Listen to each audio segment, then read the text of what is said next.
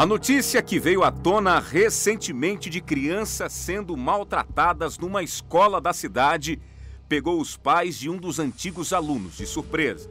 Bom, o impacto que eu tive ontem foi, finalmente, sabe? Finalmente alguma coisa veio a público do que estava acontecendo lá dentro, né? Porque a gente tinha as nossas desconfianças, a gente não tinha provas, né, físicas, tanto é que na época a gente não fez nada exatamente pela falta de provas.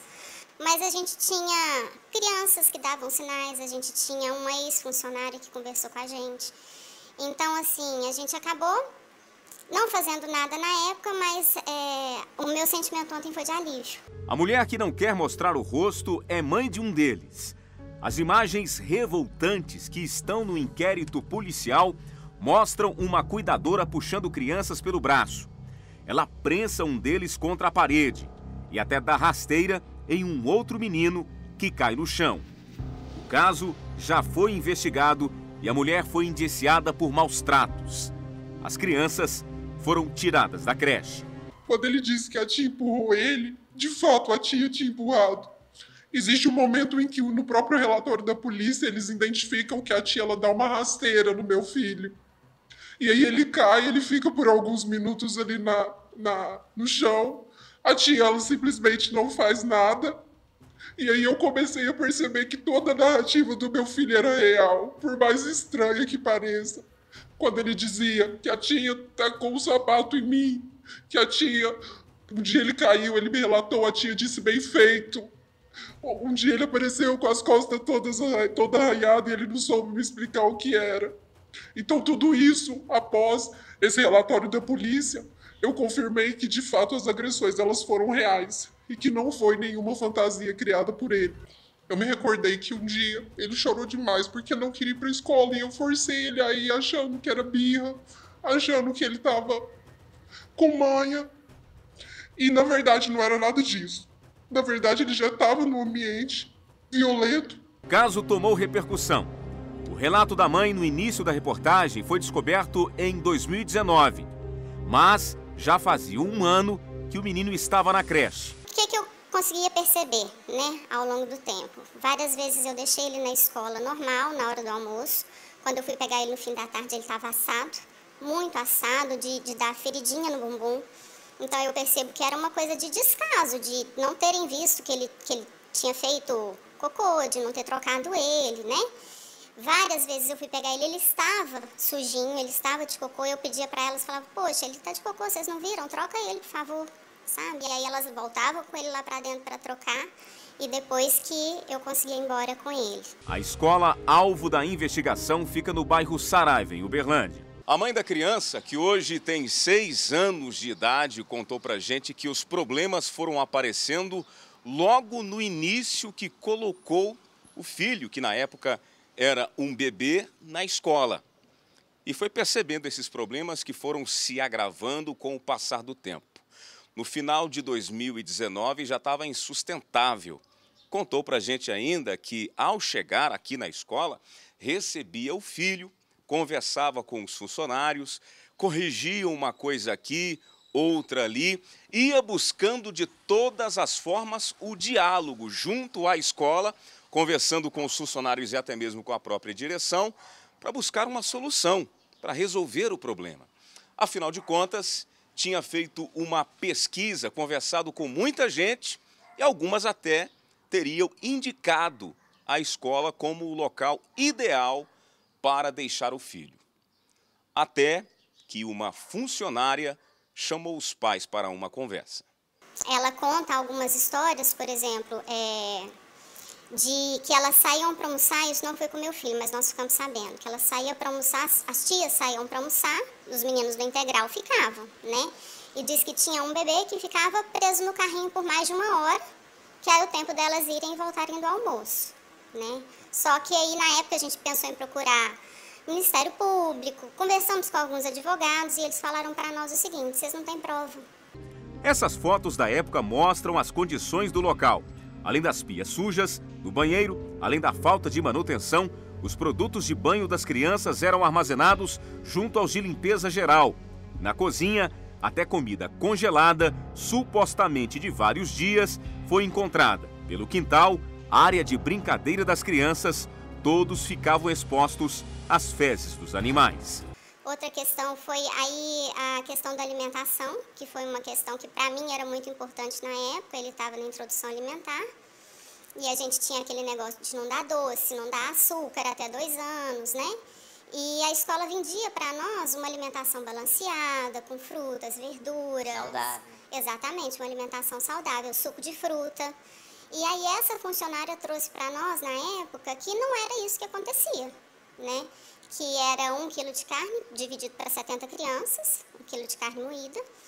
O suco era suco de pozinho dissolvido na água, né? Que é aquele suco menos saudável que existe. Depois dessa reunião, onde a denúncia foi apresentada a esses pais e com todos esses detalhes que foram contados pela ex-funcionária, essa mulher que convivia com a rotina dessas crianças e sabia muito bem como é que funcionava a questão da comida, a questão da limpeza, do ambiente, essa tratativa até mesmo com a própria direção, buscando também algumas soluções. E os pais, no primeiro momento, desconfiaram dessas denúncias que foram sendo apresentadas por essa ex-funcionária. Mas a maioria deles entendeu que realmente havia algo errado, até mesmo por causa desses sinais que eram apresentados. A rotina era a seguinte: as crianças eram deixadas no horário de almoço e eram buscadas no fim da tarde.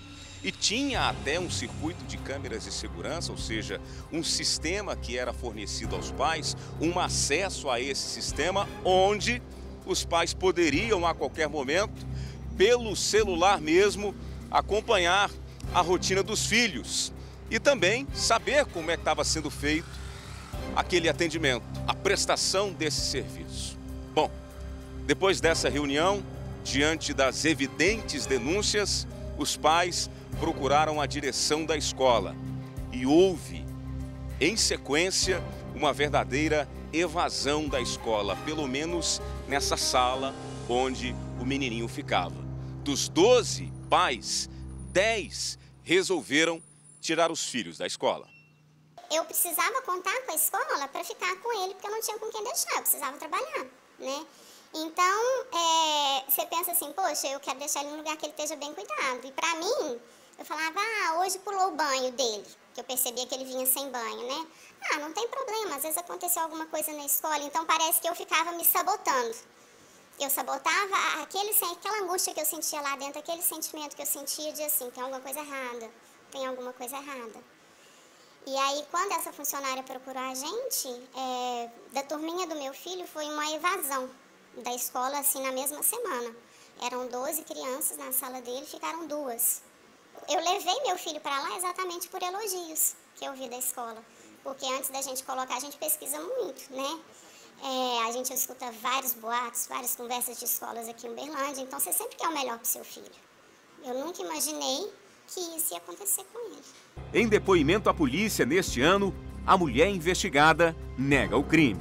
No caso específico, nós ouvimos diversas pessoas ligadas de forma direta ou indireta a tais fatos e no final a doutora Ludmila e a sua equipe fecharam o inquérito, concluindo pelo indiciamento de uma das empregadas desta escola, que era responsável pelo banho das crianças, pelo delito de maus tratos na sua forma majorada. Por quê? Porque o crime foi praticado contra crianças, contra menores de 12 anos de idade. Nós, concluindo o inquérito policial, nós o remetemos ao Poder Judiciário, consequentemente ao Ministério Público.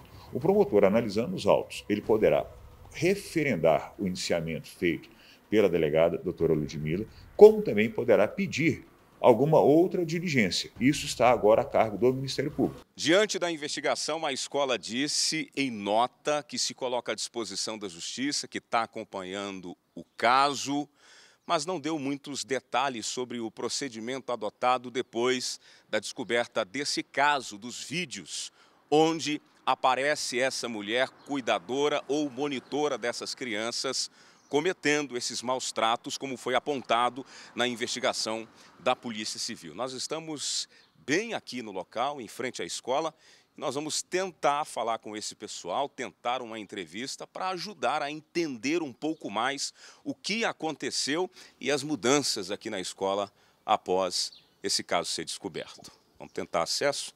A escola aqui está fechada, mas tem um interfone aqui, ó.